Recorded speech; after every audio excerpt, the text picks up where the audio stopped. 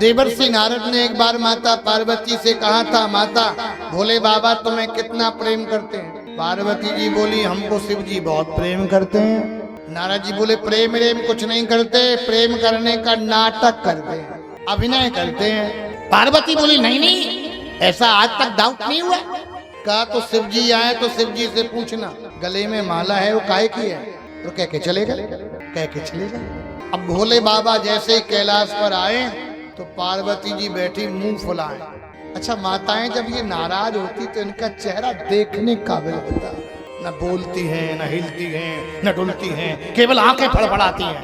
पहले के समय में तो कोप भवन होता था, तो कोप भवन में चली जाती थी। अब आजकल तो पता ही नहीं चलता ये कब नाराज कब प्रसन्न, केवल चेहरा देख के अंदाज लगा जा सकता। शिव जी बोले, पार्वती सुनो, मैं नहीं बात करनी है। शंकर जी बोले, बात क्या है? अरे कोई बात नहीं है। शिव जी बोले, तो अच्छा तुम नाराज हो इसका मतलब? पार्वती बोली, हमको बात नहीं करनी। जब प्रेम करने का नाटक करते हो, केवल प्रेम प्रेम नहीं करते हो। शिव जी बोले, ऐसा मैंने क्या छल किया तुम्हारे साथ? कैकेयी भी को भवन में चली गई थी कि नहीं चली गई थी? अच्छा, दशरथ जी ने कितना मनाया था, कितना मनाया, लेकिन कैकेयी मानी ही नहीं। दशरथ जी ने कैकेयी के चरण भी पकड़े और महाराज दशरथ तो पहले ही डर गए। कैकेयी को भवन में पहुंच गई थी। डरे कि नहीं डरे? रामचरितमानस का उदाहरण दूं आपको। कोप भवन सुनी सकुचि कोपे भवन सुन सकुचि राजा, भय बस यज्ञ उड़े परिहु न पाओ, गुड़े परिहु न पाओ। दशरथ जी डरे, भयवश अगोड़ परई न पाऊं। आज भगवती माँ पार्वती शिव जी के सामने बैठी। शिव जी ने कहा, पार्वती क्या बात है, क्यों नाराज हो? पार्वती जी बोली, हम तो समझती थी कि तुम मुझे कोई बात नहीं छिपाते, पर तुमने मेरे साथ छल किया। शिव जी बोली, बात क्या है? पार्वती जी ने कहा, ये गले में माला है, इस माला का रहस्य मुझे आज तक नहीं बताया। शिव जी बोले, बावरी ऐसी बात करती है पागलपन की। मैं कितना प्रेम करता हूँ उमा, मैं इतना प्रेम करता हूँ।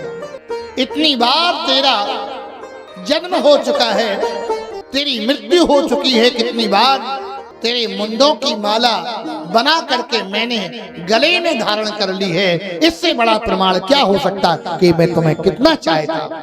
ये तुम्हारे मुंडों की माला है। पार्वती इतना स्नेह करता, इतना कोई भी अपनी पत्नी को प्रेम नहीं करता होगा।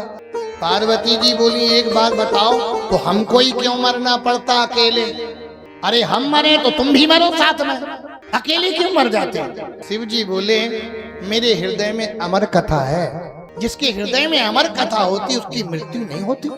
एक कथा का प्रादुर्भाव कहाँ से निकला? रच महेश निज मानस राका, पाए सो समय सिवासन भाग। शिव जी ने कहा, तुम्हें अमर कथा सुननी है तो तुम भी सुनो, तुम भी अमर हो जाओ, लेकिन शर्त एक रहेगी कि जागते हुए सुनना, चैतन्य अवस्था में सुनना, कथा में आलस मत करना, सो मत जाना।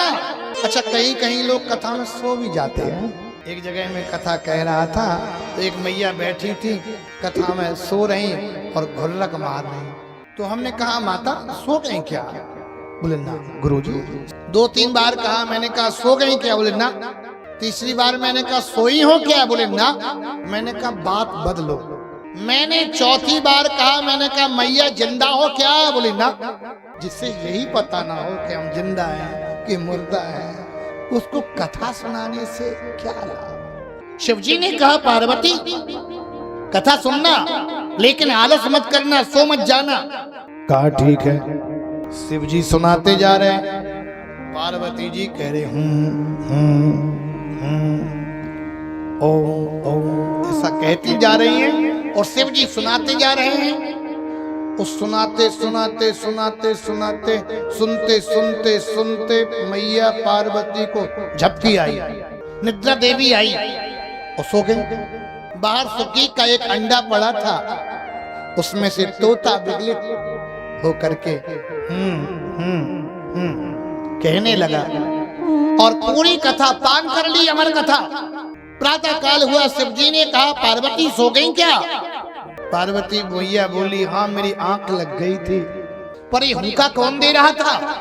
बाहर निकले त्रिशूल लेकर के तो तोता बैठा था, यही सुखदेव जी महाराज हुए। ये राधा जी के शिष्य हैं। राधा जी ने ही मंत्र दिया था, राधे राधे कहते थे तो राधे माँ वध कृष्णम वध।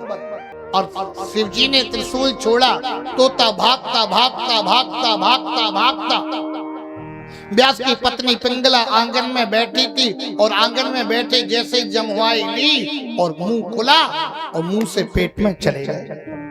अंदर कीर्तन होता है, गर्भ से आवाज आती है पेट से, श्री कृष्ण गोविंद हरे मुरारे हे नाथ नारायण वासुदेव। छोटा सा मंदिर बन गया, अंदर से आवाज आती है। व्यास जी कहते हैं बेटा बाहर आओ, सुखदेव बाहर आओ। सुखदेव जी कहते हैं बाहर आऊंगा तो संसार की माया पकड़ लेगी, संसार की माया से बच पाना बड़ा मुश्किल है, मैं बाहर नहीं आऊंगा। भगवान आकर के वचन ने तोई में आऊंगा। भगवान ने कहा आ जाओ, तुम्हें संसार की माया जरा भी स्पर्श नहीं करेगी। और सुखदेव जी जन्म लेते ही नंग धड़ंग वन की ओर चले गए। बोलो सुखदेव जी महाराज की जय। पीछे से व्यास जी सुखदेव सुखदेव कहते हुए चले जा रहे हैं, पर लौटते नहीं हैं, तप करने के लिए बैठ गए हैं। विविध प्रकार की इनकी वार्ता हुई पर नहीं लौटते हैं, खिन्नता का भाव लिए बैठे हैं। पर श्रीमद् भागवत की रचना हुई कहेंगे तो यही, पर आएंगे कैसे? युवतियों ने इनको देख करके वस्त्र नहीं पहने थे, व्यास जी को देख करके वस्त्र पहन लिए थे। कहा तुम्हारे बेटे स्त्री और पुरुष का उससे भान नहीं है, ज्ञान नहीं है। आपको स्त्री और पुरुष का ज्ञान है, इसलिए आपको देख करके मुझे संकोच लगता है। वृक्षों के पत्तों पत्तों पर सुखदेव सुखदेव लग गया। सुखदेव जी ने तप करने के लिए जैसे ही बैठे तप करने लगे, इधर वेद व्यास ने अपने शिष्यों को चारों दिशाओं में भेज दिया श्लोक मंत्र याद करके। जैसे एक ने श्लोक गाया, वरहापीडम नटवर वपु कर्णया कर्णिकारम बिभ्रदवासः कनक कपिसं वैजयन्तीं च मालाम्।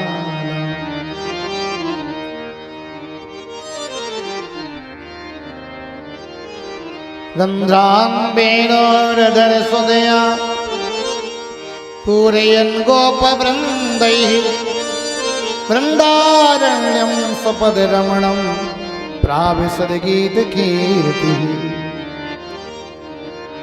और जैसे ही सुखदेव जी को लगा कि हमें दर्शन करना चाहिए इस व्यक्ति के, कितना सुंदर, भगवान की सुंदरता का बखान है इसमें। छोटे छोटे हाथ, छोटे छोटे पैर, टमाटर जैसे गाल, हिरण जैसी आंखें, सुग्गा जैसी नाक, मोती जैसे दांत, बटुआ जैसा मुंह, इतने सुंदर लगे। भगवान को देख करके कामदेव भी लज्जित होता, इतना अभूतपूर्व सौंदर्य उनका। सुखदेव जी बाहर आए पर सोचने लगे कि कोई व्यक्ति सुंदर हो, जरूरी नहीं उसका स्वभाव सुंदर है या नहीं। व्यक्ति चाहे सुंदर कम हो, लेकिन वाणी सुंदर हो, व्यवहार सुंदर हो। सुंदर बहुत हैं लोग, पर स्वभाव अच्छा नहीं है, व्यवहार अच्छा नहीं है। क्या करोगे यदि सुंदरता को लेकर? सुंदर चाहे कम हो, लेकिन स्वभाव एकदम अच्छा हो। मिलने के बाद लोग कहें कि नहीं वाह कितने अच्छे व्यक्ति हैं, महान है वो व्यक्ति। सुखदेव जी वहीं पर रुक गए।